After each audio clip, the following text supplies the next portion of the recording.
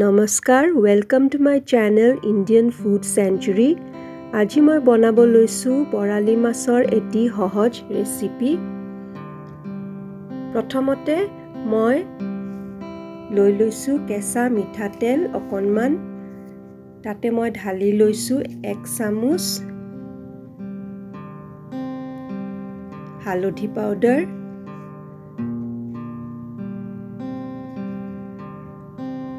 আৰু 1 চামুচ জলকীয়া পাউডাৰ আৰু 1 চামুচ ধনিয়া পাউডাৰ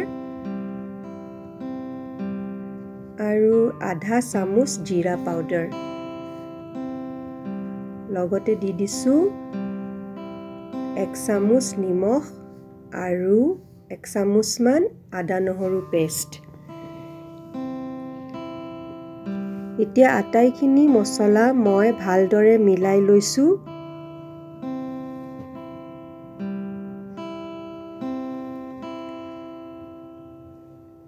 এই মছলাতে মই ঢালি দিছো মাছ কেইডখৰ এটা এটা কৰি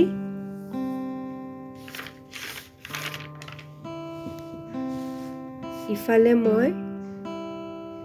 চাওক মাছ কেইডখৰ মই ভাল কৰি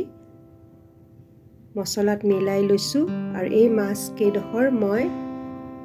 প্ৰায় 5 ঘণ্টাৰ কাৰণে এই মছলাতে মেৰিনেট হ'বলৈ থৈ দিম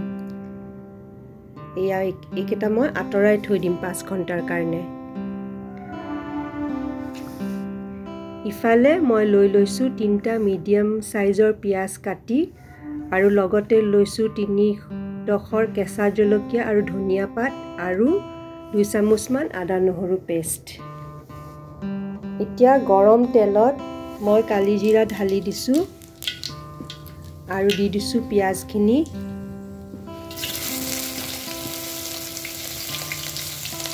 এই পিয়াজখিনি মই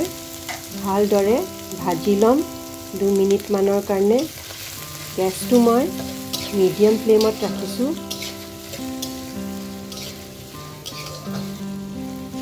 তাতে দি দিছো আদা নহৰু পেষ্ট এতিয়া এইখিনি মই ভাল কৰি ভাজি লম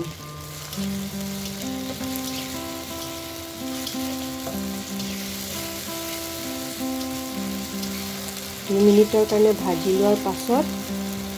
চাওক আপোনালোকে দি দিছো তেজপাত এখিলা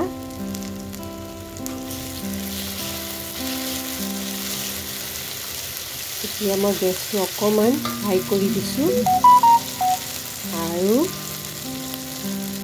চাওক আমাৰ গোল্ডেন ব্ৰাউন হৈ গৈছে পিয়াজ এতিয়া দি দিছো মেৰিনেটেড মাছ কেইডখৰ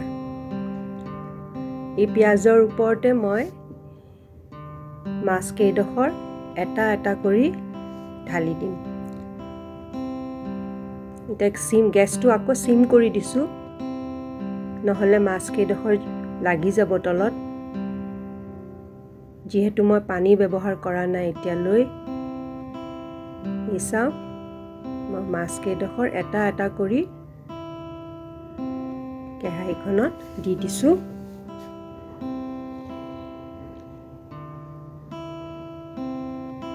এতিয়া মই তাতেই দি দিম মেৰিনেট কৰি থোৱা মাছৰ যিটো মছলাৰ যিটো পানী থাকি গৈছিল সেইখিনি মই তাতে ঢালি দিম এক্সট্ৰা পানী মই মিলাই নিদিও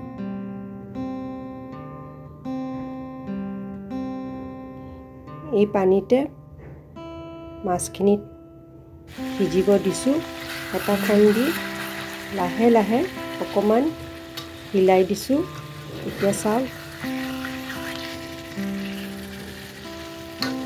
এতিয়া মই 1 গিলাচ পানী দি দিছো এতিয়া দি দিছো গৰম মছলা 1 চামুচ আৰু নিমখ আৰু ঢাকি থৈ দিছো প্ৰায় 5 মিনিটৰ কাৰণে মই সিমত ঢাকি থৈ দিছো 5 মিনিট পাছত মই ঢাকন গুচাই দিছো আৰু আপোনালোকে দেখা পাইছে পানী উতলি আহিছে দি দিছো কেঁচা জলকীয়া 3 ডখৰ আৰু ধনিয়া পাত এই চাওক আমাৰ মাছৰ আঞ্জা ৰেডি হৈ গৈছে। এনেদৰে বৰালি মাছ বনাই খাই চাবচোন। না মাছ ভজাৰ ঝঞ্ঝট, না মাছ ভাজোতে তেল চিটিকাৰ ঝঞ্ঝট। অতি সহজেৰে আপোনালোকে বনাব পাৰিব এই ৰেচিপিটো। গৰম গৰম ভাতৰ লগত নেমু এডোখৰ চেপি লৈ খাই চাবচোন, এই মাছৰ সোৱাদেই বেলেগ। আপোনালোকে খাই মোক কমেণ্টত জনাবচোন কেনেকৈ লাগিলে। লগতে মোৰ ভিডিঅ'টো যদি ভাল লাগিছে লাইক, শ্বেয়াৰ আৰু ছাবস্ক্ৰাইব কৰি দিব। লগতে বেল আইকন প্ৰেছ কৰি দিব। পুনৰ লগ পাম আপোনালোকক নতুন এটা ভিডিঅ' লৈ। তেতিয়ালৈকে ধন্যবাদ।